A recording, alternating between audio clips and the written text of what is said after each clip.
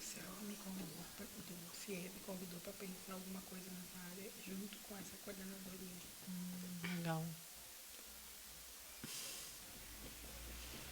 Tá bom o sonzinho aí, Mari?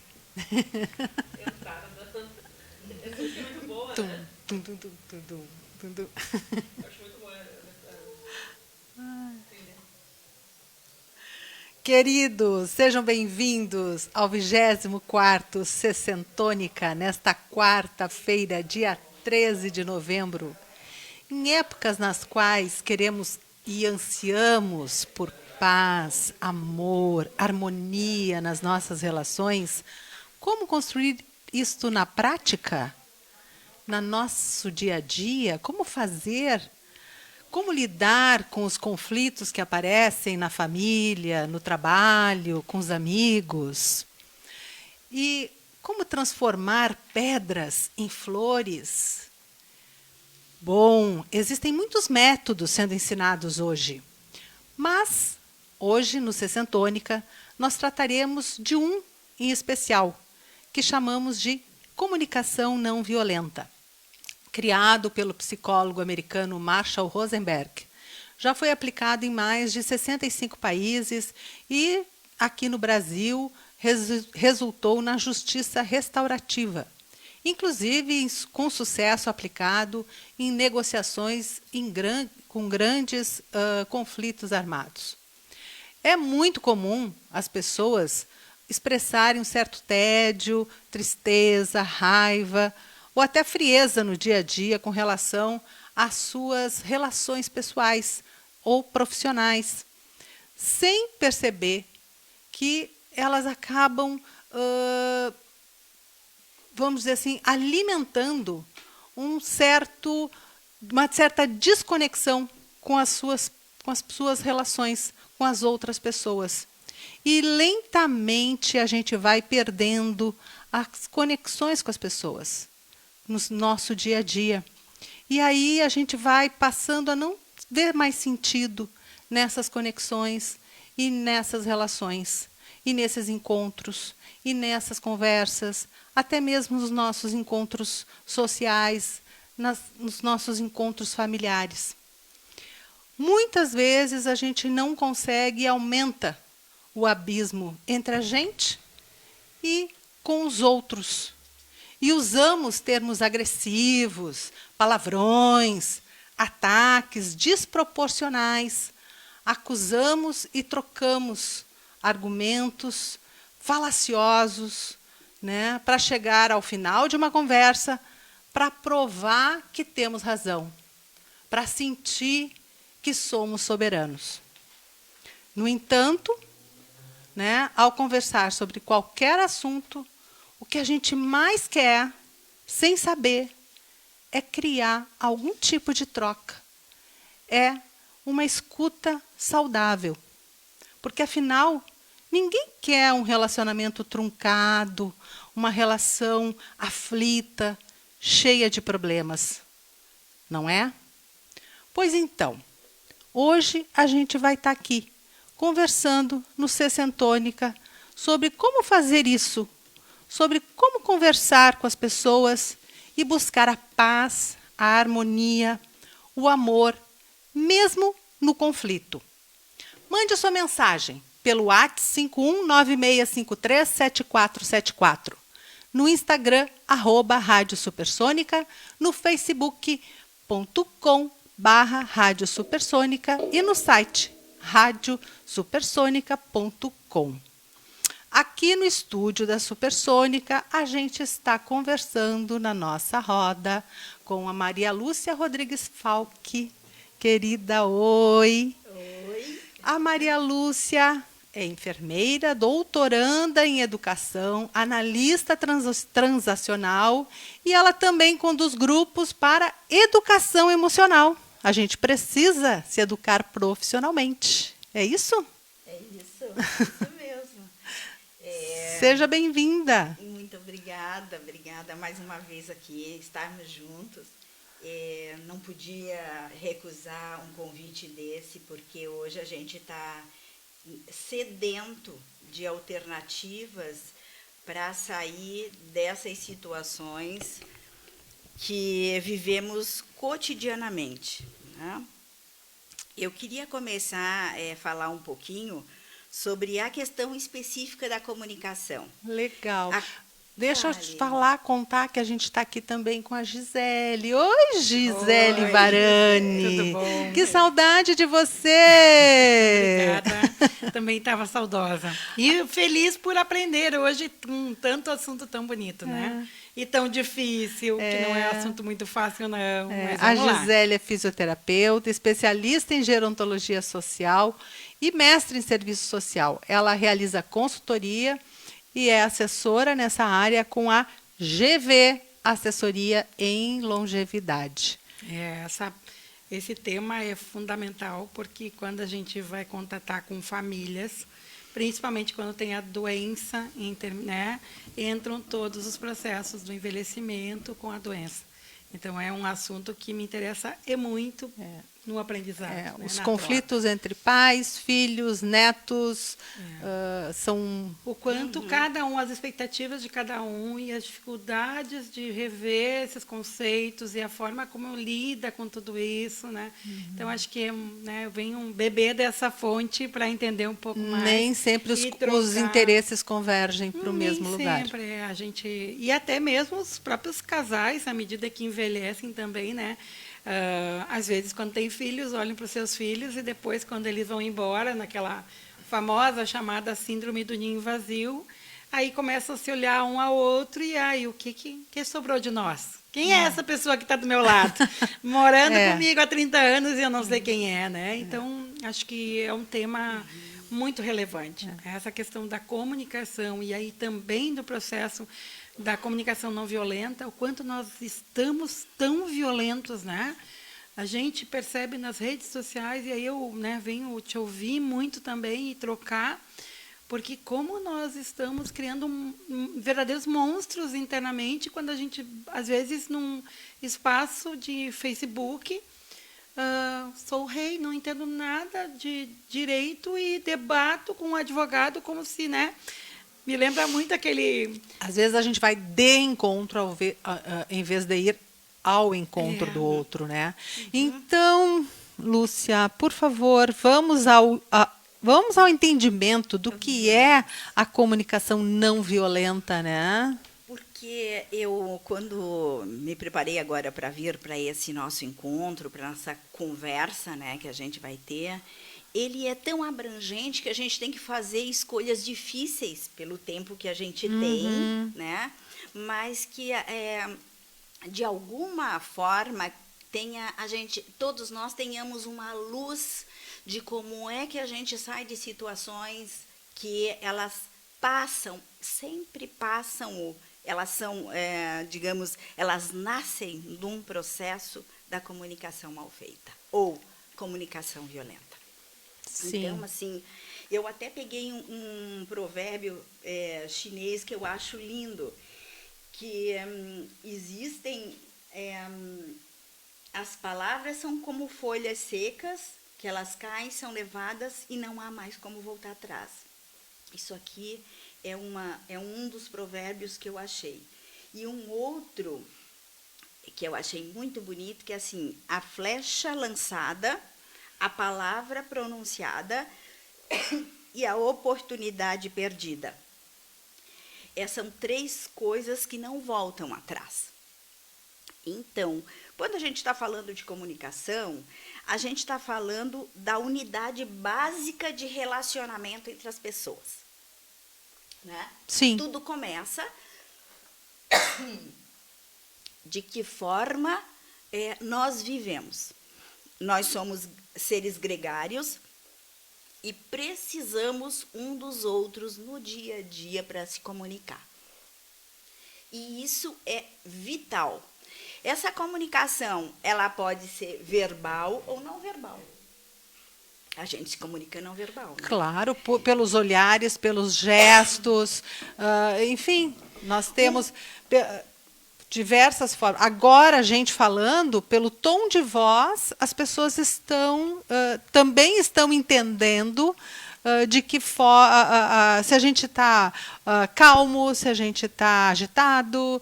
É uma forma de se comunicar também. Uma pessoa que ela às vezes não precisa ela dizer nada, mas um olhar, um dar de ombros, tá? Um dedo em riste, a boca que dá aquela torcida do tipo, pela o postura, olho para cima, sim, né? um jeito de sentar. Tudo isso nos diz algo. Quantas vezes a gente fala para uma pessoa, esse teu jeito de abanar, esse teu jeito de mexer a boca, já, né, a gente já interpreta, já comunica alguma coisa. Exato. Então, assim, nesta unidade relacional, existem regras. Dentro do meu processo como analista transacional, a gente vê, porque transacional é de relacionamento, é como as pessoas interagem entre si. Então, primeiro que a gente se comunica com a gente mesmo, né? A gente, muitas vezes, está parado aqui, mas está com um bate-bola aqui dentro, né? Uhum. Não, mas eu tinha que ir lá. Não, mas eu não vou, porque agora, né? Eu chegar lá e se ela não está? E esse que a gente chama de E se eu disser isso, o que diálogo ele vai fazer? E se eu não disser, como é que vai ser? E aí todo mundo vai brigar comigo e não sei o que. E fica naquela conversa interna, né? interna. Isso que a gente chama de diálogo interno, ele é extremamente negativo. Porque a gente passa pelo pressuposto que o outro, de fato, está pensando aquilo, está imaginando aquilo, e eu já antecipo. Claro que ele não vai me ajudar. Passa por ele e nem pede ajuda. Então, de a gente ter essa capacidade de pensar o que é nosso e o que é do outro. A comunicação, ela tem regras específicas que é do tipo assim, nós agora aqui nós estamos todos num estado adulto, né? É o que a gente chama de estado integrado, ou adulto integrado, que são pessoas que têm a capacidade de discernimento, que têm uma capacidade de raciocínio, que são pessoas que têm capacidade de absorver questões da realidade, do aqui e do agora. Então, se nós ficarmos aqui, desta forma, nós vamos conversar a tarde toda, porque flui naturalmente. Só que muitas vezes acontece diferente. Uma pessoa faz uma pergunta e alguém responde de uma forma atravessada, ali a gente já sabe, se continuar aquele mesmo tipo de energia atravessado, não precisa nem um terceiro diálogo. O desfecho já é conhecido. Uhum. E o desfecho é sempre ruim. Então, às vezes, uma pessoa pergunta alguma coisa para alguém, aqui a gente pode brincar, se eu disser que horas são, e tu me diz assim, mas tu não tem relógio? Aqui já começa. E se ela continuar cruzada deste jeito, só vem coisa ruim. Então, o desfecho é sempre negativo. Então, a importância, a comunicação, a gente diz que a grande importância dela é de a gente poder, primeiro, se autoconhecer. Há um movimento muito grande de várias áreas do estímulo do autoconhecimento. Ele pode vir de várias fontes, mas nós precisamos pensar mais sobre isso e não ficar atrelado, às vezes, conhecimentos que não nos diz respeito, que são lá do passado, né? Que são coisas dos nossos tataravós, dos nossos avós, que muitas coisas são lindas, maravilhosas, mas outras não. E que a gente hoje, nos tempos de hoje, a gente tem que reavaliar. E eu há pouco vi... Quando tu fala de conhecimentos dos nossos avós, tu estás dizendo das crenças. Crenças sim, e também outras coisas do seu cotidiano. Do tipo, eu quero contar uma história que eu ainda há pouco conversava com uma pessoa, que é o seguinte, a minha avó, para mim, foi um centro de carinho, de carícias, de afeto, de amorosidade. E ela dizia o seguinte, quando tiver uma dorzinha de barriga, usa esse chazinho, Quando estiver muito triste, esse outro. Quando estiver com dor, esse outro. Até hoje eu agradeço, porque continuo utilizando para as minhas filhas os chazinhos. Então, gratidão por isso. Mas ela também dizia algo que era o seguinte: criança não vem na sala na hora de visita. Visitas não senta junto à mesa para jantar ou para almoçar na hora que vinha a visita. Eu reavaliei isso aí. Sim. Né? Então, na minha casa, continuamos tomando chazinhos, mas as crianças e os jovens estão todos sentados junto à mesa. Então, esta forma de a gente identificar que tem muitas coisas que nos valeram e que são muito boas, outras não. Então, este adulto que está presente em todos nós, porque nós temos capacidade de chamar por ele vem ao encontro de reduzir essa comunicação que hoje é violenta, em muitos momentos. A gente teve experiências, há pouco tempo, um artigo que eu escrevi para o Congresso Brasileiro de Análise Transacional, que é sobre como dar más notícias no hospital. Isso já vem um grupo estudando há muito tempo. E o quanto o hospital teve que absorver isso. E a gente, quando fala de más notícias, é tudo aquilo que, de uma forma ou de outra, traz... É uma notícia negativa, ela chega como algo que vai mudar a perspectiva de vida do sujeito, que pode ser dizer sobre uma doença severa, sobre as condições que essa pessoa está, a cirurgia que tem que fazer, que às vezes é uma cirurgia simples, às vezes uma amputação vai mudar toda a perspectiva dele. E muitas vezes, há anos atrás, era em qualquer lugar que a gente fazia isso. E hoje tem todo um protocolo para acolher esse sujeito e como prepará-lo para receber essas más notícias. E a gente vê o quanto isso foi humanizador, o quanto isso foi respeitoso. Tinha gente que comunicava um resultado de exame num corredor.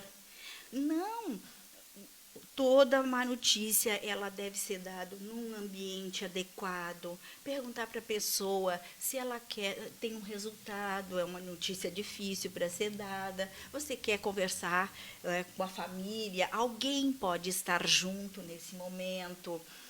O que você sabe sobre esse problema? O que você já sabe? O que você gostaria de saber mais? Para, nesse momento, balizar essa comunicação com esta pessoa para que minimize o sofrimento. A gente Sim, tá falando isso e eu estou tentando, dentro da minha experiência, né, de vida com relação ao outro lado, né, da família, o quanto ainda há uma dificuldade nessa questão dos profissionais da área da saúde, e aí eu sou uma delas, né, nesse processo de compreensão dessa questão de respeitar o outro se ele não quer ouvir, ou se ele não quer... Como é que se dá uma má notícia ou não, ou como é que se trabalha a questão da comunicação? Quantidade de pessoas mais velhas que já chegam nos consultórios dizendo: se tiver alguma coisa ruim, não fala para mim. E, infelizmente, nem todos os profissionais da saúde respeitam isso. Então, a gente está falando assim de quanto a escuta, né, o ouvir o outro. Porque aí, às vezes, eu fico no alto da minha sabedoria. Não, mas como assim? Eu, uma mestre na área da gerontologia, como assim que entendo tudo de velho, não vou ouvir essa pessoa? Quem é ela? Quem ela pensa que é? Eu não estou dizendo que eu faça isso, mas que eu percebo algumas vezes como é difícil, né? E seja em qualquer instância. Há pouco tempo, agora atrás, a gente estava vendo, assim, eu ouvi de uma pessoa dizendo que, por ela ser negra, ela tem toda uma dificuldade, né? As pessoas já pré-julgam que ela não vai ter a competência suficiente para tal. Então, assim, o quanto essa questão da comunicação, de compreensão em relação a isso, de colocar no lugar, pensar que o outro possa, tá, né? Diz que, né? Como a gente lida com isso, e aí, né? a gente linka com a comunicação não violenta, né? Exato. Porque esse é o principal, se não é um dos pressupostos, se não o principal pressuposto da comunicação não violenta, né? Marshall B. Rosenberg, ele na realidade ele identificava, ele foi um psicólogo, né? que ele sofreu muito bullying quando era jovem. E ele, com esta visão racista que as pessoas tinham, ele era toda hora rotulado, ele era julgado, ele sofria com isso. O que ele fez disso tudo? Ele foi estudar. Estudar sobre isso, que efeitos essas coisas tinham sobre ele, sobre os seus pares, e o que causava isso no outro, para o outro ser tão malévolo, de ser tão inadequado, né? Para não dizer outras coisas. Então, a gente tem que cuidar muito com esse processo, que o Marshall dizia o seguinte, que muitas vezes, e a gente falou agora do não verbal, um deboche, uma ironia, um jeito desrespeitoso em lidar com o outro, realmente dá uma certa cicatriz nesse emocional do sujeito que ele leva muito tempo para poder se livrar. Então, ele fala dos 4 elementos, né? E esses 4 elementos ele está ligado a eu mesmo e ao outro. Então, esse relacionamento interpessoal, que ele falava da observação, do sentimento, das necessidades e do pedido. Que ao longo do tempo a gente até já perpassou isso. A observação primeiro é o autoconhecimento. Quando eu me conheço, quando eu penso sobre as coisas que eu acredito, que eu acho que são certas, que eu acho que são éticas, isso já vai começando a limpar o meu quadro referencial de que pessoa eu sou. E daí também determinadas coisas sobre preconceito eles começam a limpar, ou de ideias que não eram minhas. Puxa, como eu estava pensando sobre isso, não tem nada a ver, era da minha avó, da minha professora, da babá, da tia que cuidava. Uma coisa legal, assim, que eu acho que com relação à observação, como eu estou me sentindo, eu acho que faz parte da gente se entender melhor, é com relação aos seus próprios sentimentos, né? A gente não costuma nomear ou entender melhor o seu sentimento, dar nome para os sentimentos da gente, né? Eu estou triste, eu estou alegre, eu estou com raiva, eu estou com medo, mas a gente não conhece muito mais além disso, né? É porque, na realidade, as emoções, elas, como emoções autênticas, elas são poucas. É o medo, é o afeto, é a raiva, é a tristeza e é a alegria. Medo, afeto, tristeza, raiva e alegria. Essas são as 5 emoções mais autênticas, mais verdadeiras no indivíduo. No entanto, lá... Só que a gente bota vergonha, aqui, culpa aqui, mas ela é um disfarce de uma emoção mal trabalhada. Ou que Mas se a gente for procurar lá nas questões do CNV, a gente vai encontrar um leque enorme de emoções, né, que a gente poderia estar nomeando e não trabalha, né? Envergonhado, com saudade, enfim, sim, né? Sim.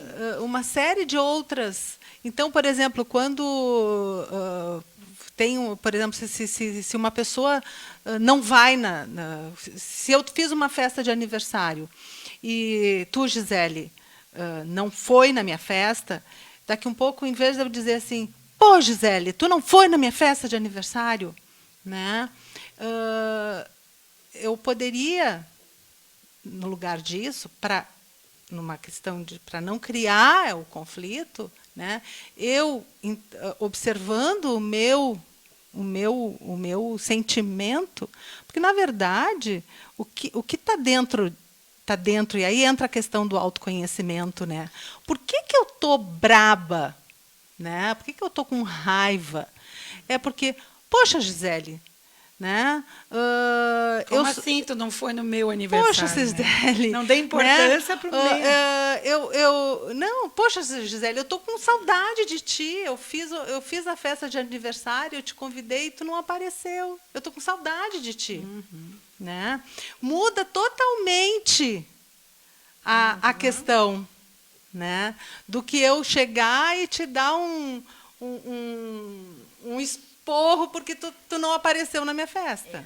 Quando tu fazes desta forma, a tendência é vir o rebote é muito ruim, porque vai digamos, fortalecer e vai ratificar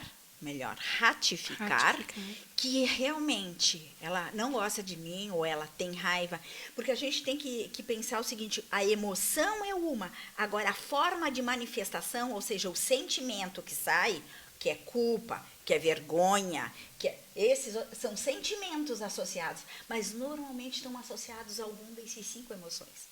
Digamos assim, o nobre das emoções são essas, e o restante vem tudo como faz de conta. É um disfarce para ocultar alguma coisa, que seria medo. Ai, mas aí eu acho que eu vou lá, eu não estou com a roupa legal, e ai, que medo de me expor, aí pode ser uma série de coisas, né? Então, acima de tudo, quando o Marshall fala sobre essas questões, que é o segundo elemento, né? O primeiro é a observação, o segundo é o sentimento, é o que eu sinto. E esse o que eu sinto, aliado ao pensamento desta observação que a gente faz no princípio, a gente começa a limpar, a tirar um monte de figurinhas que estão ali escondidas e que não nos dizem nada. Certo? Porque aí eu não estou dizendo assim, tu é um ingrato. Pô, Gisele, tu é uma ingrata, uma mal agradecida. Eu te convidei, tu não apareceu. Sim. Não, poxa, Gisele, eu estou com saudade de ti.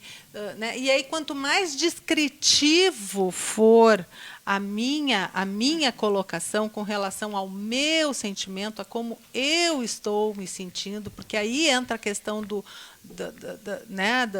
autoconhecimento, né? O que aconteceu comigo com a ausência da Gisele na minha festa de aniversário, né? Poxa, eu me senti triste, eu estou com saudade da Gisele, eu me senti triste com a ausência dela, né? Então, poxa, Gisele, eu estou com saudade de ti, eu fiquei triste que tu não apareceu, o que aconteceu? Isso, né? Perfeito, Karen, é isso mesmo. A importância da gente perguntar. Eu acredito muito no processo da escuta empática. Hoje, a minha tese de doutorado, ela diz respeito à compreensão das emoções, à escuta empática, né? E como é que essas pessoas, com isso, se comportam. Então, como é que eu entendo, como é que eu faço a escuta e como é que eu me comporto a partir daí. Mas como é difícil isso. Eu estou ouvindo vocês falarem, porque eu não tenho a expertise nessa área da comunicação não violenta, eu só tento praticar, né, muito empiricamente, né, nos universos com os quais a gente trabalha. Como é complicado, né? Aquele minuto em que vem um retorno, Karen me perguntando, como assim tu não vem no meu aniversário?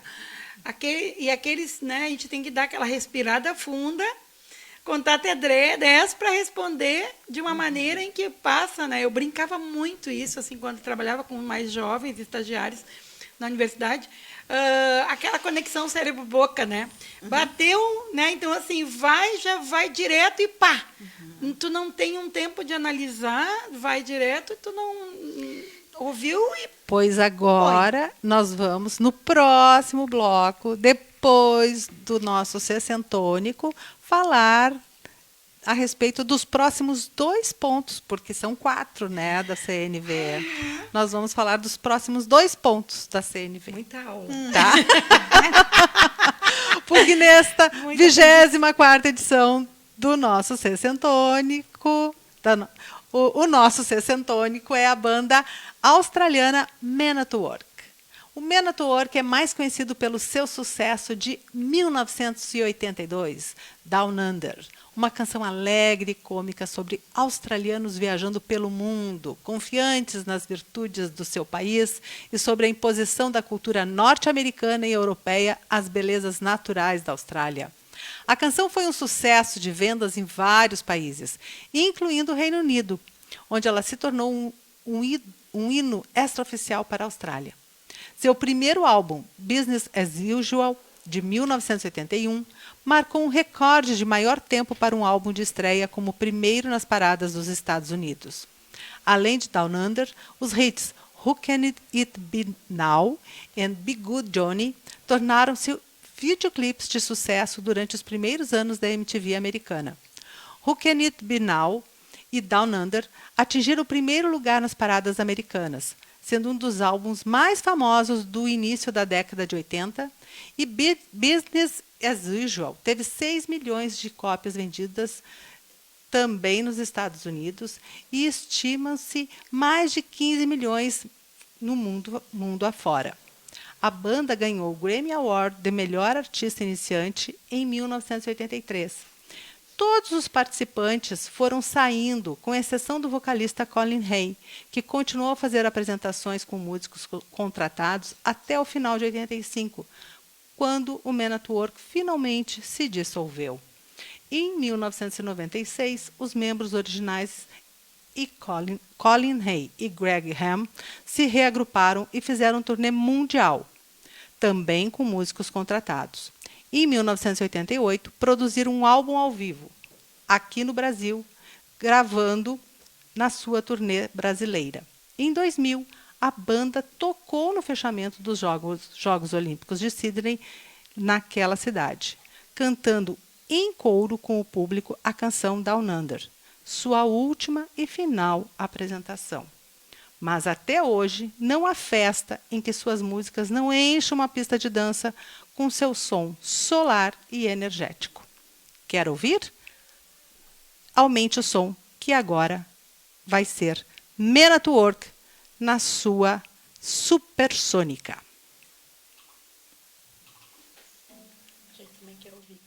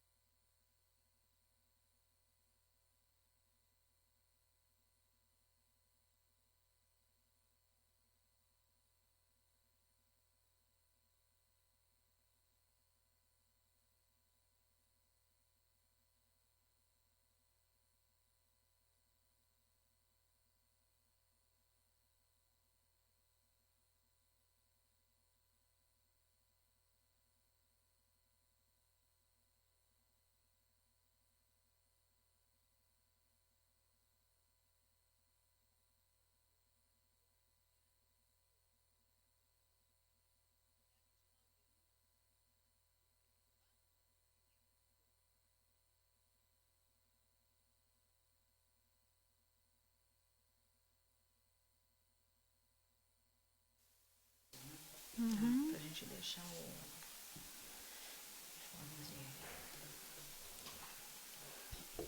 Nem falamos das músicas. Oi, gente querida!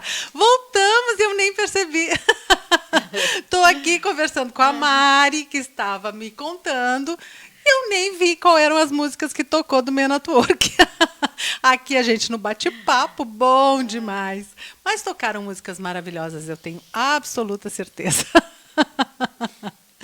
Pois então, a gente viu, né, na primeira parte do nosso programa, estávamos conversando a respeito das duas primeiras orientações, podemos chamar são assim? 4 elementos que o Quatro Marshall- elementos que o Marshall Rosenberg Isso. traz a respeito da comunicação não violenta, né? Então, o primeiro seria o autoconhecimento, Isso, a observação. É a observação, isso. Né? Como nós nos conhecemos e o quanto conhecemos o outro, né? Certo. O segundo, então, seria o nomear, Os né? sentimentos. né? Nomear os sentimentos, né? E aí, quanto mais descritivo for isto, melhor, né? E não e sempre falar de si, né? Procurando falar deste sentimento, como nos sentimos em relação ao que estamos observando. E buscar sempre ser o mais descritivo possível com relação a isso. O terceiro elemento, qual seria, então? O sentimento de quando a gente está, que a gente acabou de conversar, né? Como é que eu me sinto, também é um olhar para si e é um olhar para o outro, né? Porque muitas vezes a gente também é pega por determinados julgamentos que foram impostos há muito tempo e que, na realidade, não é uma emoção autêntica. Ela é um disfarce. Eu me sinto assim, mas é de fato isso? Então, quando a gente pensa no terceiro elemento, que são as necessidades, do que eu preciso? Do que eu preciso num relacionamento interpessoal, por exemplo? Do que eu preciso para ser mais feliz? De que forma eu posso dizer para esta pessoa o que eu estou necessitando? E isso é um exercício, ele é um exercício diário, ele é uma conquista que a gente vai tendo com o tempo. E isso é para todos os lugares, É junto à família, é junto aos nossos pares, aos nossos colegas de trabalho, aos nossos grupos de amigos. E da gente ter esta habilidade, e quando a gente fala de habilidade, a gente está falando de algo que a gente tem que ir desenvolvendo. A habilidade não se dá de um momento para o outro, né? Ela precisa ser exercitada dia após dia. Então, que necessidade eu tenho em relação a isso? Tem um exemplo que o Marshall se reporta no livro dele, Comunicação Não Violenta, que ele fala do adolescente que joga sempre as meias no meio da sala, e a mãe, então, aprendendo sobre isso, ela começa a dizer: todas as vezes que você joga essas suas meias pela sala, eu fico irritada. Ok, até ali nós já caminhamos um pedaço do diálogo, porque na realidade a gente pode fazer um pouquinho mais aí, que vem o nosso quarto elemento, que é o pedido. Então, tu já colocou a tua necessidade, que olha essas meias, essa roupa no meio da sala, é um lugar em que a família convive. Eu não gosto disso, eu fico irritada quando eu chego do trabalho e vejo tudo isso. O pedido tem que ser feito diretamente.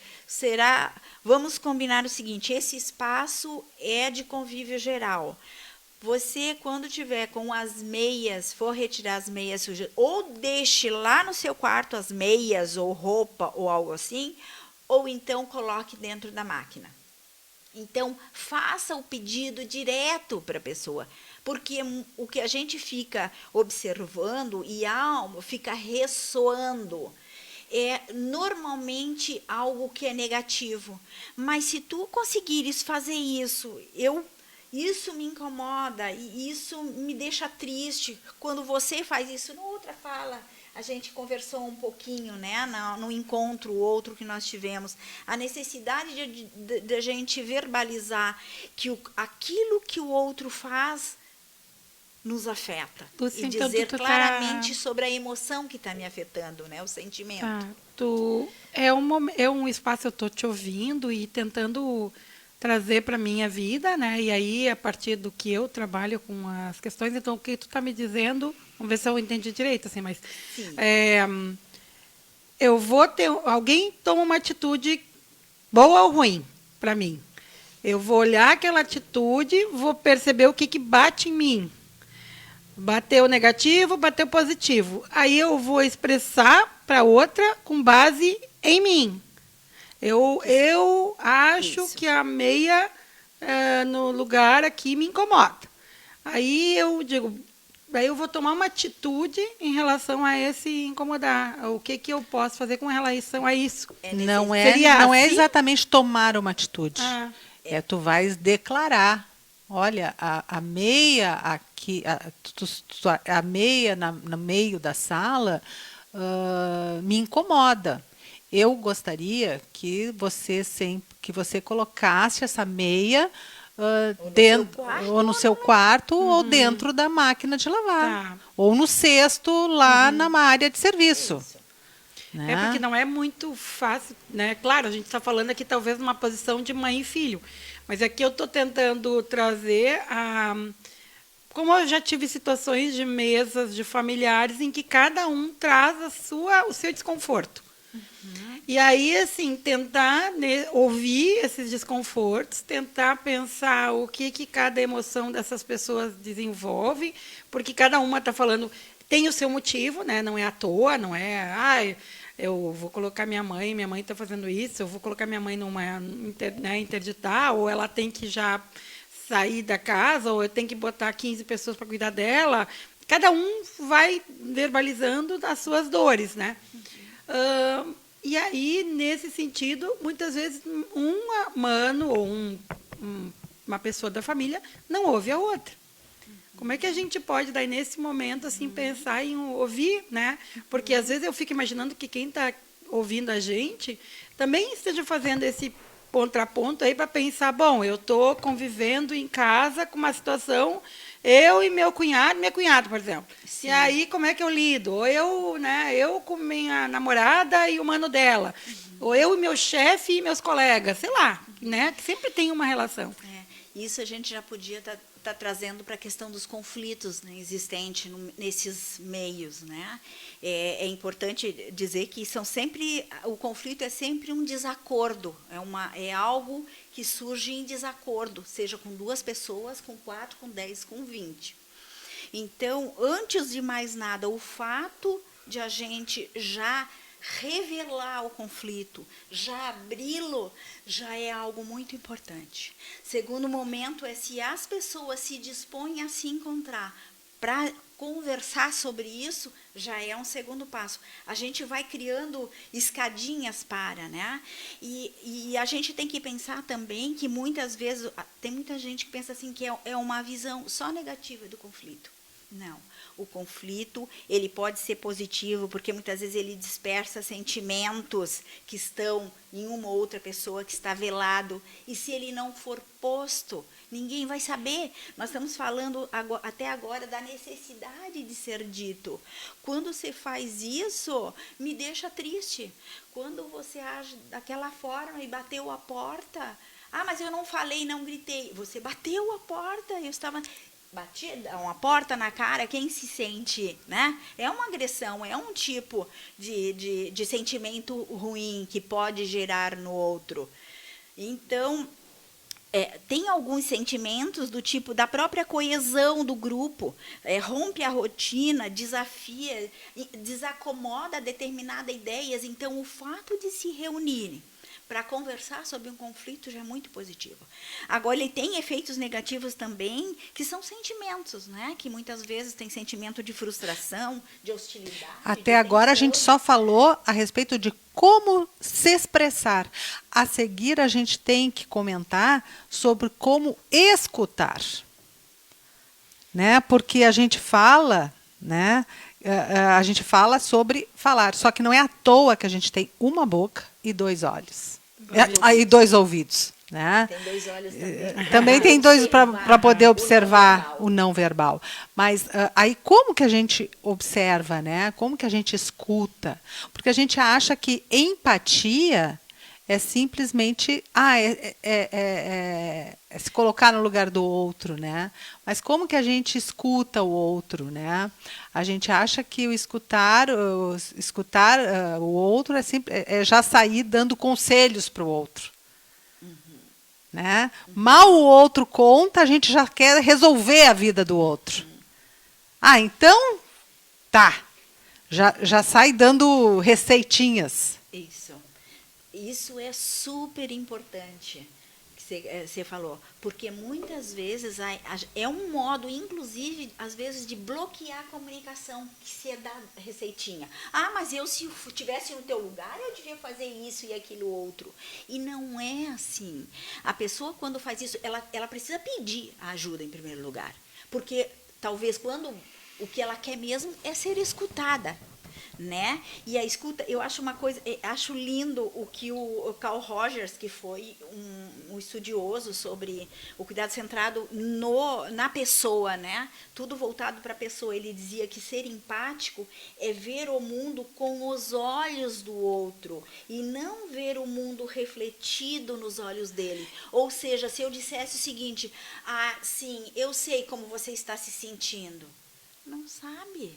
O outro tem sua bagagem, tem sua história, tem seus sentimentos, suas dores, e eu não. Então, assim, olha, eu não sei exatamente como é que está acontecendo com você, o que está acontecendo com você, mas eu fico imaginando que se eu tivesse no teu lugar, como seria? Então, isso é ser empático. Olha, nós estamos aqui, você está precisando de ajuda? O precisar da ajuda precisa chegar de forma clara, né? Acho que quando tu está falando isso, eu lembrei, eu era professora numa instituição e a coordenadora pedagógica perdeu o filho de maneira violenta, assim, né? Numa situação, foi numa rave e tomou, né, aquelas mistura de coisas e faleceu. E na mesma idade da minha filha, do mesmo processo todo, assim, e eu me impactei de tal maneira, assim, e tentei, assim, não fazer como se fosse a minha dor, né? E tentar ouvir aquela dor e tentar ver, mas como é complicado à medida em que a gente tem algo semelhante dentro da gente, né? Como isso é difícil, né? Na escuta. E de não trazer assim, eu também, se fosse no meu, sabe? Aí eu precisei fazer um esforço interno em mim de ouvir aquela mãe que, na verdade, ela só não tinha, né? Não tinha nem o que falar, né? Era só o meu abraço né? E dizer que sentia muito, porque o quanto essas são dores que eu não poderia dizer que eu sei o que ela está sentindo. Eu tenho uma filha da mesma idade, mas eu não consegui imaginar. E quantas vezes conflitos nascem nas famílias por causa de pais que querem guiar a vida dos seus filhos, né? Ou filhos que querem dizer o que seus pais deveriam fazer, né? Em função disso. Acham, né? Acham que sabem. Né? E, na verdade, ninguém sabe da vida de ninguém. A gente pode... Né? A gente pode ouvir, fazer essa escuta, né? E olha, e se a outra pessoa quiser um conselho, olha, precisa de ajuda. Isso. Precisa de ajuda. Se o outro...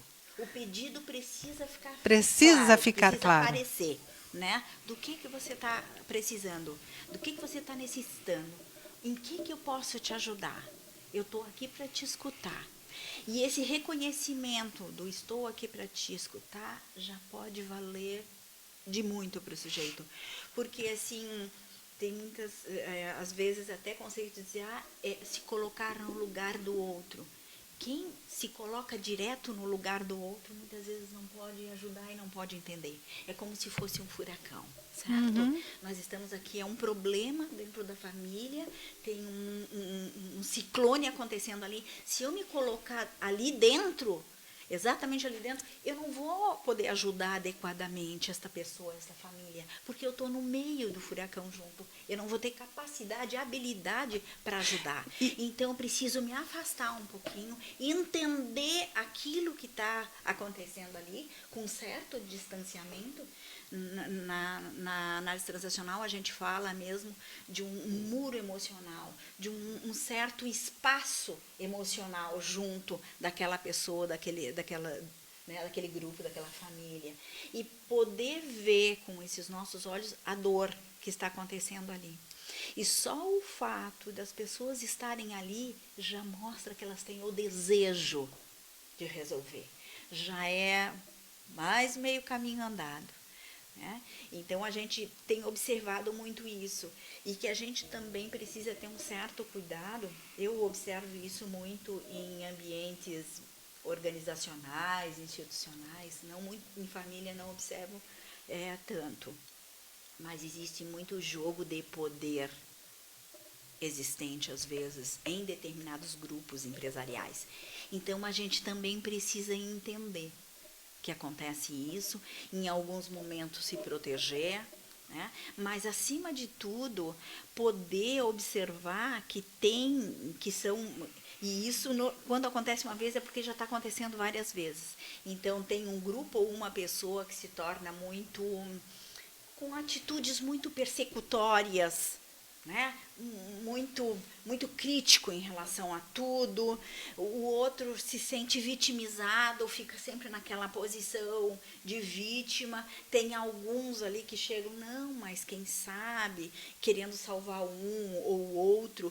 Então, a importância desta comunicação é as pessoas se sentarem e poderem entender que está existindo ali um jogo de poder. Jogo de poder, às vezes, é só uma batida na mesa. Né? É só um levantar da cadeira no meio de uma reunião que já serve como um jogo de poder. Como uma demonstração deste jogo. Exatamente. E, às vezes, o jogo não é só quem está no topo para quem está Sim, na base. não necessariamente está é hierárquico. Muitas vezes é a base. É como se a gente imaginasse uma pirâmide, quem tem muita força diz, façam, eu estou mandando, não pensem, façam. E muitas vezes quem está aqui oprimido, ele também pode ter um jogo de poder para cima. Então a gente paralisa agora. Então ninguém vai lá naquela festa de final de ano que foi marcada. Isso também é um jogo de poder. Sim, pode vir de baixo para cima. Exato. E o que é mais importante é que isso não é saudável para ninguém. Isso é ruim para todo mundo. Mas como lidar com isso nós estávamos falando dentro da comunicação não violenta, a gente estava na parte da escuta e da empatia, né? Como trabalhar com isso dentro dos ambientes? Existem várias técnicas, tem várias estratégias, né? Por exemplo, quando os conflitos estão muito acirrados, existe uma técnica que a gente chama que é panos quentes. Cada um vai ter uma opinião em relação a essas 5 estratégias, por exemplo. Na gestão, quem faz gestão mais compassivas, eu digo assim, tentam dizer, não, calma, vamos todo mundo ficar calmo, não é bem assim, deve estar acontecendo alguma coisa, outro momento a gente fala. Panos quentes é um jeito, não resolve o problema, definitivamente. Mas ele, naquele momento ali de muita tensão, às vezes ajuda. E ainda mais se a pessoa estiver inteira, sabendo que ela está fazendo uma estratégia de, gente, vamos se acalmar. Eu acho que todos nós estamos um pouco alterados. Tem consciência do que está acontecendo e sabe que aquilo é uma maneira, uma estratégia de dar uma acalmada, uma tranquilizada no ambiente. Perfeito. Tu traz isso, Vamos tomar um cafezinho, vamos tomar um copinho d'água. Tu fala que não tem muita questão de família, né? Mas eu te ouvindo aqui, é tudo que eu trabalho em muitas famílias, tá trazendo essa questão de poder. Esse jogo de poder, às vezes, não é do pai e da mãe. Às Pode ser, vezes pode é ser de um irmão frente aos demais. E aí fica esse jogo realmente aí. E aí essa situação de panos quentes eu nem conhecia o nome, mas é muito no primeiro momento que a gente faz. Né? Tá, então vamos só um pouquinho, vamos ouvir o que o outro quer falar, vamos dar um tempinho. Ó, gente, vamos tomar um chimarrão? Exato, eu tenho às vezes que agir dessa forma nesse primeiro momento, porque realmente, às vezes, eu tenho a impressão que vão chegar a vias de fato, que vão pegar os dois irmãos que vão se. Né, E qual seria a outra estratégia aí? Essa é uma, e a outra, assim, nós temos a parte mesmo da retirada estratégica, né?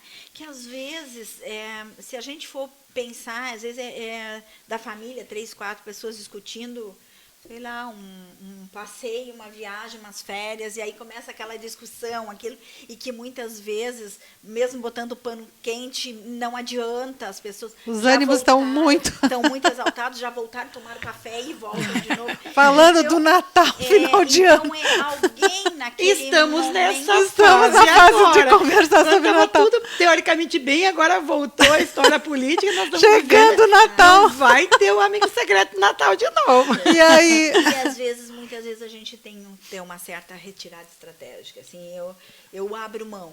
Então, assim, olha, eu abro mão.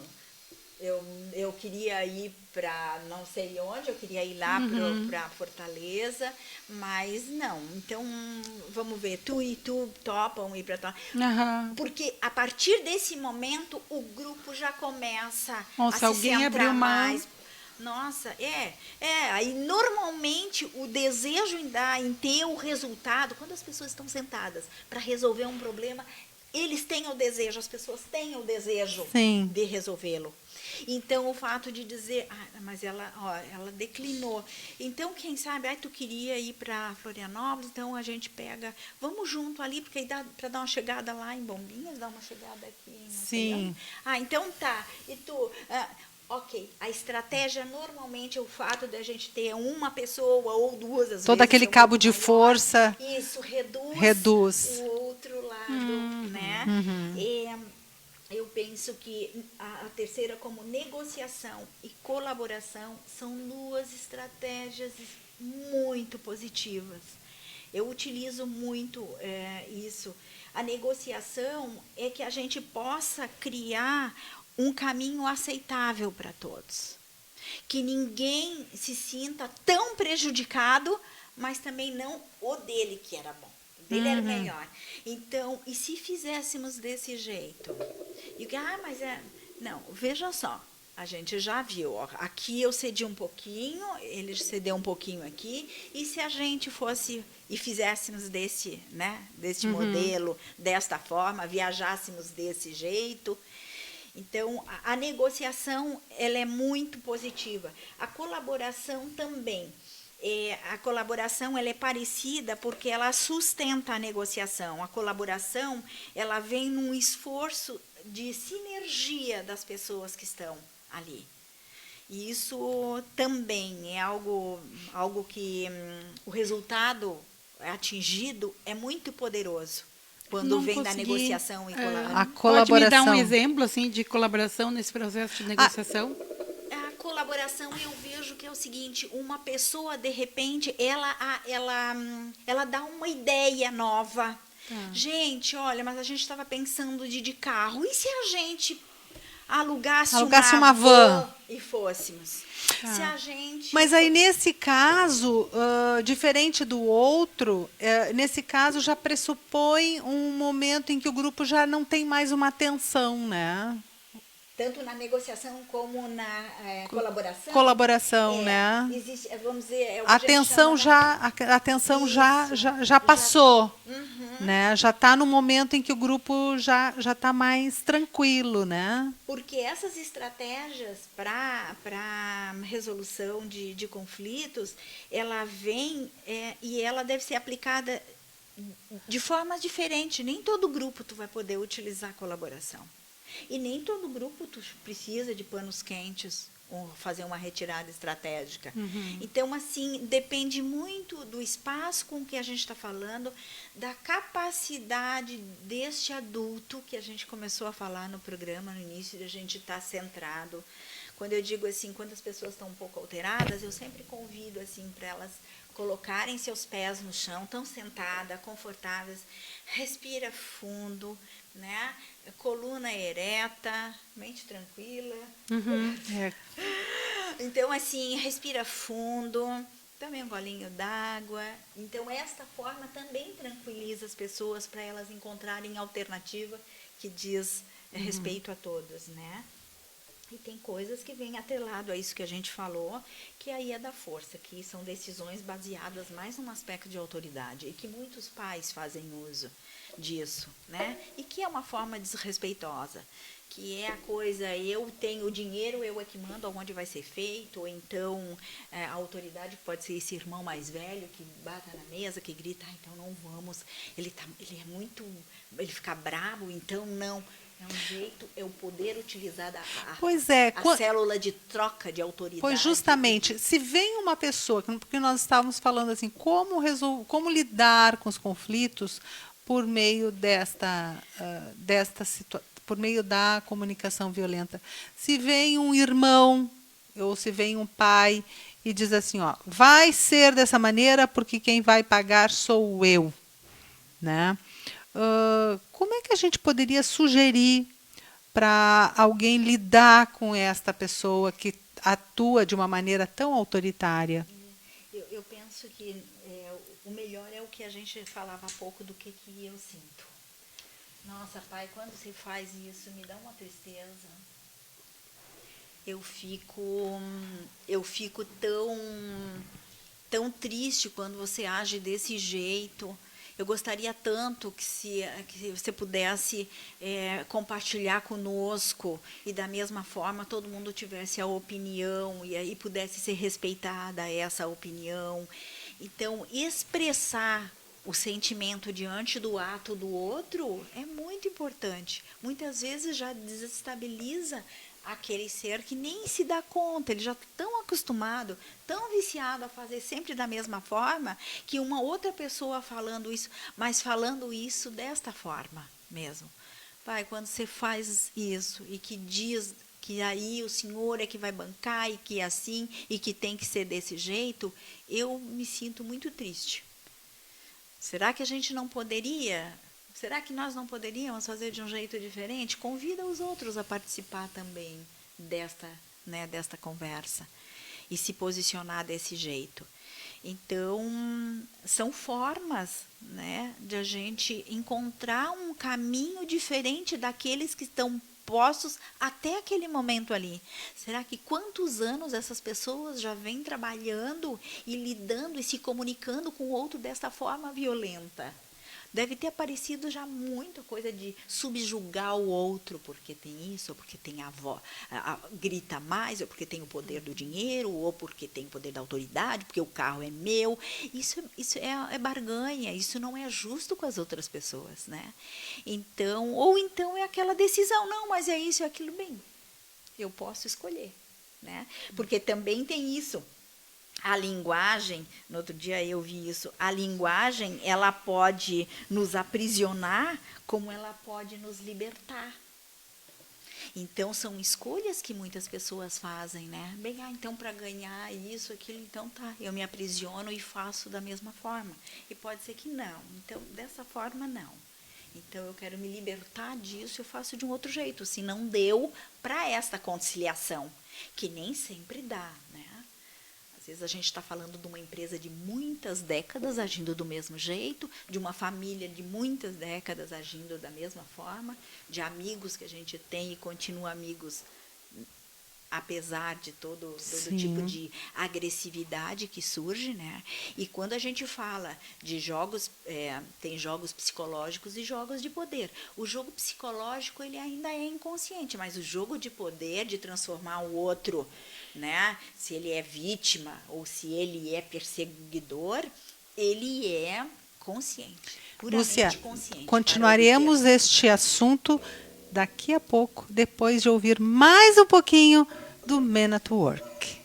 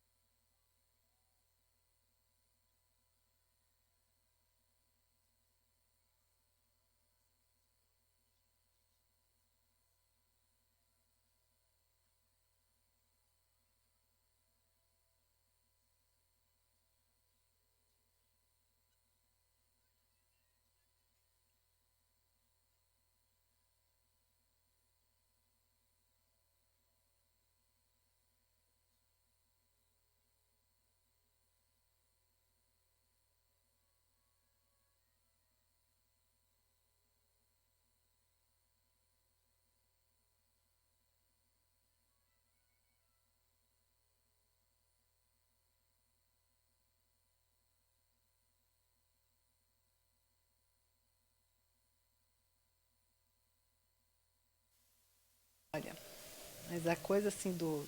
Sempre me cuidei para não dizer assim, seja sempre, porque eu não quero filho perfeito. Oi, gente querida, voltamos agora ouvindo Men at Work. Terminamos a sessão com o nosso sessentônico e ouvimos lá no início I Can See It in Your Eyes, Mr. Jive, Everything I Need, It, Who Can I Be Now, Overkill and beijo lá para Tramandaí, gente querida do litoral. Hoje aproveitando um sol lindo, né, de primavera. Mas eu espero que bem quente, bem gostoso aí caminhando na beira da praia. Um beijo para vocês. E nós aqui na nossa parte final do programa, maravilhoso. Pelo menos eu estou gostando. Eu tô Somos gostando. suspeitas para falar, né? Eu tô aqui aprendendo. Eu tô com o caderno cheio aqui. Né, Gisa? A gente gosta, né? A gente faz e a gente gosta. Ai. É verdade. E aí, estamos aqui conversando com a Maria Lúcia Rodrigues Falck, que trabalha com educação emocional, hoje conversando sobre comunicação não violenta, como lidar com os conflitos. E, Maria Lúcia, a gente estava conversando no bloco anterior sobre as diferenças. Quais as diferenças entre jogos psicológicos e jogos de poder, né? O jogo psicológico, ele é feito e ele é praticado por muitas pessoas como algo inconsciente. O sujeito não se dá conta que ele está fazendo um jogo psicológico para com outro. Por exemplo, eu peço ajuda agora. Eu estou precisando disso, que eu não consegui terminar o relatório, Karen, eu preciso... Porque ficou aqui essa parte, não ficou completa, e essa aqui, não sei como é que eu vou preencher. Aí a Karen começa a dizer, mas eu tenho aqui uma forma, tem uma parte dessa teoria que dá para colocar aqui. Aí eu começo o jogo, sabe qual é? Sim, mas não vai dar para colocar, porque eu já tenho uma parte aqui em cima sobre isso. Aí a Karen continua tentando. Ela diz, então, quem sabe tu faz o seguinte, reduz essa quantidade aqui e bota embaixo umas imagens que provavelmente vai ficar bonita. Pois é. Sim, mas eu achava que para um relatório ficar enchendo aí de foto, nada a ver. Tu foi lá, Tá. tu veio, pediu minha ajuda e aí tu fica botando um monte de... Sim, mas o que no fundo um jogo psicológico para esta pessoa que diz sim, mas várias vezes? Ninguém pode me ajudar. Uhum. Eu olho e eu tento.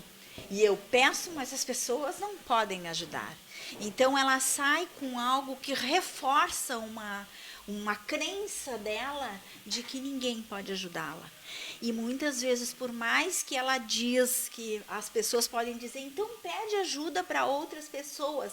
Se ela se vê obrigada até a pedir ajuda para outras pessoas, o próprio inconsciente dela vai encontrar uma forma de uma pessoa que não vai dar a melhor ajuda. E aí ela vai continuar dizendo, viu? Eu peço as coisas para as pessoas e as pessoas não me ajudam. Então, os jogos psicológicos, eles são jogos eles lançam uma certa isca para o outro na sua fragilidade abraçar, só que o desfecho é sempre muito ruim, deixa a outra pessoa triste e ela também dizendo, viu, não posso pedir ajuda para ninguém, ninguém sabe me ajudar, ninguém pode. Nos livros de Eric Berne e Claude Steiner, os autores de análise transacional, eles têm centenas de jogos que nós muitas vezes jogamos e não nos damos conta, porque é inconsciente. Diferente do jogo de poder, o jogo de poder ele é feito conscientemente e ele é feito com um objetivo claro. Toda pessoa que está num espaço, por exemplo, de vítima ou de atitudes persecutórias, elas vão mudando de papéis. Então, assim, alguém diz, tu tens que fazer isso, esse relatório ficou muito feio, ou então eu te dei essa tarefa para te fazer aqui em casa e tu não fizesse, olha só que coisa mais feia. E aí a outra pessoa começa, mas é que eu não sei fazer direito, eu não sei direito isso aqui porque eu ainda não tenho todos os elementos para arrumar, para fazer isso aqui em casa, eu não tive tempo. E tu também, na mesma hora, ela vira e ela começa a ser perseguidora. E daí ela diz, e tu também só sabe brigar comigo, só sabe me exigir. E aí fica essa coisa toda aqui. Tu também é muito mal educada, tu é uma grossa, tu age desse jeito, tu não é... Aí a outra pessoa entra de Salvador. Mas eu queria, era porque para tu aprender melhor. Eu estou dizendo essas coisas para te aprender melhor. E fica essa troca de papéis. Isso é consciente. Então, o jogo de poder é um jogo jogado por adultos que sai de um estado de perseguição, de atos persecutórios para com o outro, e o outro vitimizado. Mas quem faz jogo de poder, ele muda de lugar. Hoje ele está vítima, daqui a pouco, outro dia, semana que vem, ele vira. Porque ele vai pensar muito nisso. Né? Isso é muito comum em empresas, em famílias também. Em vários lugares. Casais. Sim, casais. Sabem fazer jogo de poder. E mesmo entre amigos. Amigos, relações interpessoais. De forma geral. Né? A gente fala de um chamado triângulo, que é o salvador, o perseguidor e a vítima. O salvador é que às vezes ele diz, mas se eu tentasse fazer isso, mas quem sabe a gente faz... Então, assim, eu levo muito em consideração a importância de a gente desvelar essa forma de relações Como é que a gente interpessoais. desvela uma relação dessas, né? Porque não é fácil. Não. Porque às vezes tu tá falando isso, eu tô tentando pensar, gente, porque isso é relações que às vezes são cristalizadas. Como lidar? Como quebrar esse... Os conflitos nascem muito daí, né? Basicamente. A gente volta sempre para o mesmo espaço, que é o autoconhecimento. Nós não vamos sair terapia. esses nós. A terapia é muito importante. Das diferentes terapias que existem hoje, tem um leque de possibilidades. Mas o fato de nós pensarmos, eu convido sempre os meus alunos a pensarem sobre o que está acontecendo. Porque quando a gente pensa, essa coisa de respirar, a gente tem pensado pouco, a gente copia o que os outros pensam, o que os outros dizem, mas não aquilo que a gente de fato pensa. Então, começar a pensar, por que eu ajo desta forma? Porque as pessoas, no final, elas não se sentem bem. Eu tenho notado que muitos O têm... desfecho sempre é mal-estar para um e para o outro. Eu tenho ouvido muito as pessoas falarem na importância da respiração. Acredito piamente. Sabe? Respirar. Respira, te conecta com a tua emoção, com o que tu está sentindo. Né?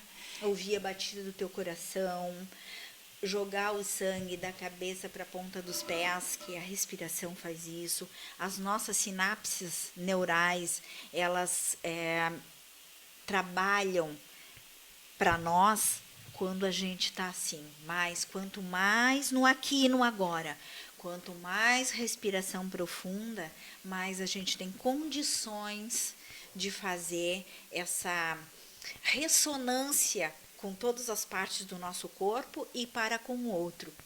Então, o relacionamento acaba sendo mais leve. A leveza que tantos de nós busca nas relações interpessoais começa com pequenas coisas, que é o pensamento, que é a respiração, que é saber por que sentimos isso e quando sentimos. Dentro do processo da educação emocional, nós trabalhamos muito com essa capacidade, essas aptidões, né? de compreender as emoções, de ouvir empaticamente as emoções das outras pessoas e, de fato, expressar as emoções de forma produtiva.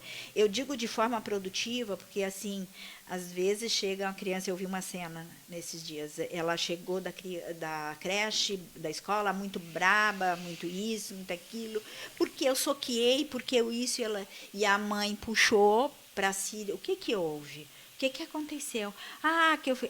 Tu ficasse, por que tu ficasse assim? Porque isso e tal. Mas tu ainda está com raiva? Tu ainda ficou chateado? Tá?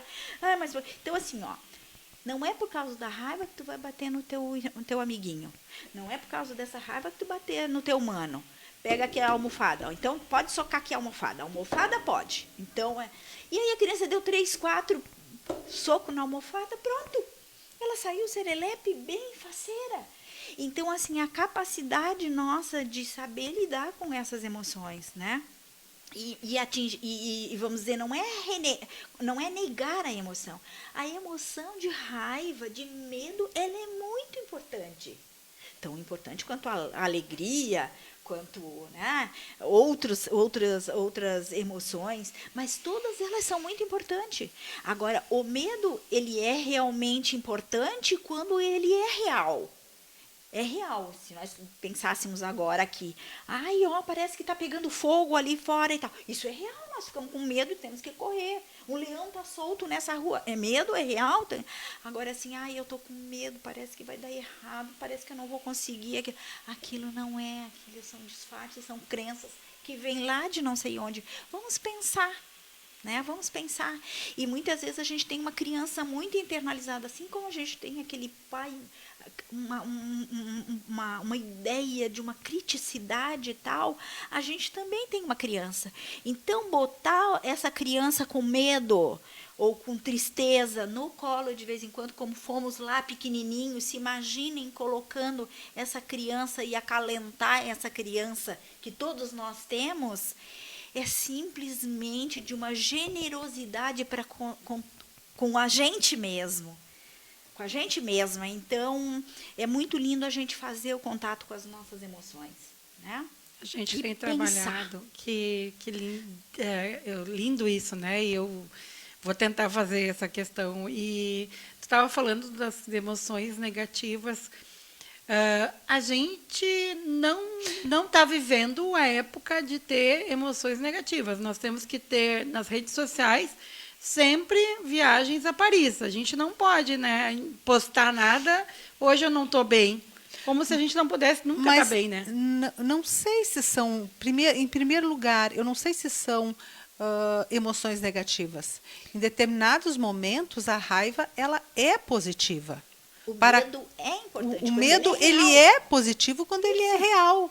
Então, a raiva ela também nos impulsiona para coisas boas. Então, a gente que tem uma noção e fomos condicionados a achar que raiva, medo são coisas negativas. Isso, né? Tão importante a gente quanto tem alegria. Exatamente, a gente tem que aprender a reconhecer as partes boas, as partes desses sentimentos, positivas desses sentimentos. A outra consideração que eu gostaria de fazer é que hoje eu percebo que as redes elas estão também invadidas por sentimentos negativos. Elas estão polarizadas por questões negativas e positivas, sentimentos negativos e positivos, Sim. Porque a gente vem de uma discussão muito forte e eu percebo assim tanto eu percebo muitas reclamações também, muitos gritos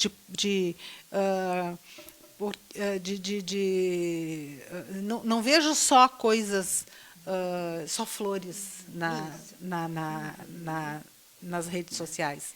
Eu vejo, inclusive, um movimento de gente saindo das redes sociais em função de que percebem nas redes sociais muitos gritos, muitas coisas negativas nas redes sociais. Né?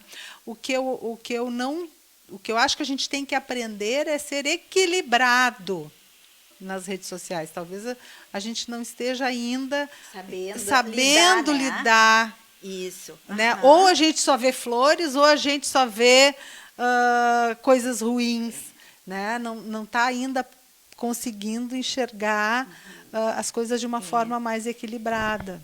Os cientistas dizem que das emoções que nós carregamos, né, dos nossos antepassados, e que a gente continua, né, até às vezes transgeracionalmente adquirindo, normalmente são atreladas às questões ruins. Só que é o seguinte, os nossos canais, por mais que a gente vá...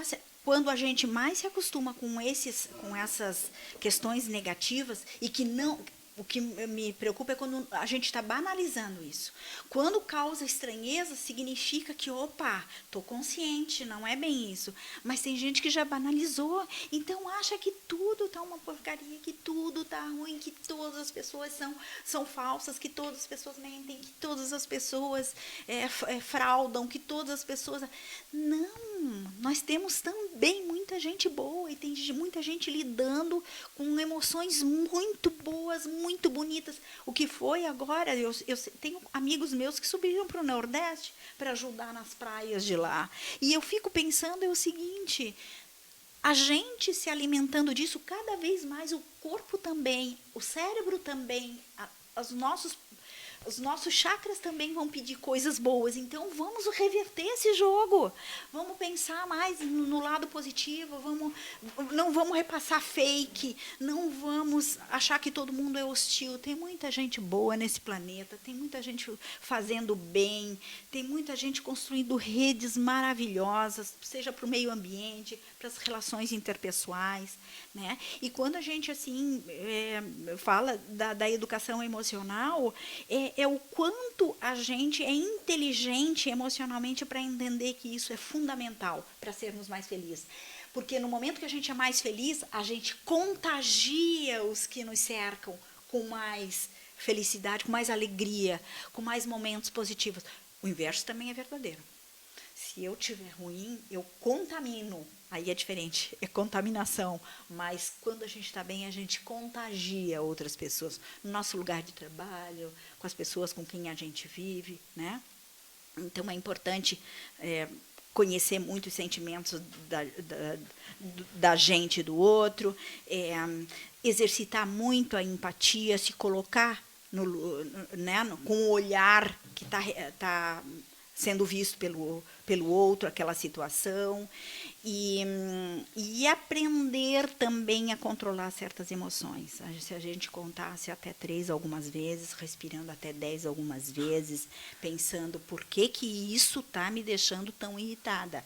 Esse momento, tu pode revelar algo lá do passado e pegar a criança no colo e acalmar. Bota lá quietinho, tá tudo bem, vai ficar tudo bem, calma, isso não é nada, isso vai passar. Tem técnica para isso? Existe alguma técnica para isso? Existe desenvolvimento, é um trabalho, tá atrelado a muitas práticas hoje. Se a gente falar da yoga, se a gente está falando da terapia, se a gente está falando de um bom livro, se a gente faz mais contato com a natureza, se a gente bota o pé no chão, na grama, tudo isso te ajuda, porque tu baixa esse linear também dessas emoções que não são Acho que boas. também vale... eu penso assim, me diga se eu estou equivocada, mas eu penso assim, se a raiva é muito grande, talvez vale também chegar para a pessoa e dizer, olha, agora eu estou com muita raiva de ti, eu prefiro nem falar. Tu dá licença, mas outra hora a gente conversa. Tu pode dizer, eu não estou bem agora para conversar. Eu preciso de um tempo. A gente porque se já diz para o outro, estou com raiva, dependendo de quem é essa outra pessoa, ela já vai criar um monte de coisa. Amanhã, depois de tu pensares, já pode estar muito bem claro na tua mente o que estava acontecendo mesmo, né? Então, esse fato que é uma outra coisa da educação emocional, que é remediar os danos emocionais. Às vezes, a gente diz para uma pessoa algo que para ela pode ser muito sofrido. E o raiva, dizer, eu tô com raiva de ti, eu não sei, ela já pode rememorar ou revivenciar uma coisa que aquilo foi muito ruim e o dano ser maior. Então, às vezes a gente diz coisas, mas o mais legal para remediar o dano emocional é chegar e se desculpar. É pedir desculpa mesmo. Mas essa desculpa tem que ser sincera. Olha, eu vim aqui para te dizer que eu sinto muito. Eu quero te pedir desculpa do que aconteceu ontem. Realmente eu estava alterada e a situação toda convergiu para eu ter dito aquilo. Eu quero que tu me perdoe. Tu me perdoa? Pede e escuta. É super importante que o outro... E se a pessoa disser assim, olha, eu te perdoo, mas eu não esqueço? Tá tudo certo, é uma decisão dela. E ela pode pensar isso. Aham. Essa é a bagagem Mas dela. tem que aceitar, né? O ideal é a gente dizer, bem, eu aprendi com isso e tá tudo certo. Vamos para a próxima. Porque Como nem tudo isso nem tudo é são revigorante, flores. Nem né? tudo são flores. Como É. isso faz toda uma diferença, ouvindo as histórias, eu vou trazendo na minha mente uma série de situações que passei, né?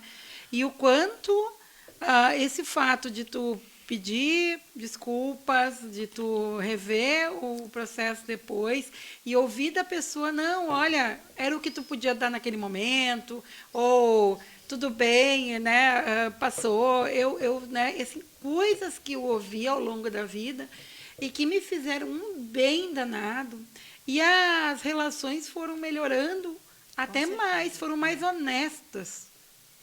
Eu acho que isso assim é o que eu tenho mais tentado, e aí isso faz parte de um fruto do envelhecimento, desse processo da longevidade, né? Essa compreensão de que as questões nem sempre são como a gente gostaria, mas que são da melhor forma. Então, essa contemporização, esse processo de entender o outro e de alguma maneira se relacionar e manter a relação, eu acho que isso é o fundamental, né? Como não é fácil, não é uma coisa tão tranquila, né? As diferenças acontecem, mas eu fui abrindo meus olhos sobre uma série de situações que eu tinha antes meio que congelado aquilo, é deste jeito. E aí eu parto para olhar de uma outra maneira, não é tão desse jeito assim. E isso me fez a diferença. Inclusive, tu me lembraste, Gisele, uma coisa que eu acho muito importante a gente ter sempre em mente, que o nosso jeito é apenas o nosso. Cada pessoa tem o seu jeito. Não tem uma pessoa no mundo igual a outro. Que coisa exatamente. mais fantástica, né? Exatamente. E Ninguém. ter esta abertura, né, Essa com relação singularidade, esta né? singularidade e esse entendimento de que cada um tem o seu jeito e isto e o certo e o errado, que assim, ninguém é melhor do que ninguém está acima de ninguém, mas simplesmente são pensamentos diferentes. Né? E que o meu jeito é o meu jeito. Não quer dizer que o meu seja melhor do que o teu, ou que o teu seja melhor do que o meu. E eu acho que isto é um princípio básico para que a gente possa se entender. Né? E a grande importância para hoje é a gente ter mais tolerância de um para com os outros, né? E a gente vai também, porque ainda tem muitas pessoas com dificuldade de aceitar o momento da diversidade. Isso. E a diversidade já tem muitos estudos mostrando que é onde a gente consegue os melhores resultados, quando a gente está num grupo de diferentes. Quanto mais diferentes, em gênero, em idade, e assim por diante, né? Eu sou do interior, o outro é da cidade. Ou seja, quanto mais diversidade, o trabalho, o resultado é melhor. Então, nós estamos com todas essas possibilidades, né? De fato, produzir mais afeto entre as pessoas, uma comunicação mais adequada, uma comunicação mais respeitosa, um interrelacionamento muito mais saudável e, consequentemente, o clima daquele espaço que a gente convive, seja numa empresa, na família, né, entre os amigos, o clima é muito mais saudável, né, se torna mais agradável para todos. E às vezes eu lembrei assim de que muitas vezes tem pessoas que têm dificuldade para falar de perdão, desculpe, eu prometo, eu não vou mais repetir, porque não é só dizer assim, desculpa então, né? E amanhã está fazendo de novo. Não, eu não vou mais repetir isso, eu aprendi com isso e tal. Às vezes não precisa, se não consegue dizer, tem um gesto, né? Um bombom que eu deixo sobre a mesa, uma flor que eu entrego para esta pessoa, um abraço que eu dê, ou seja,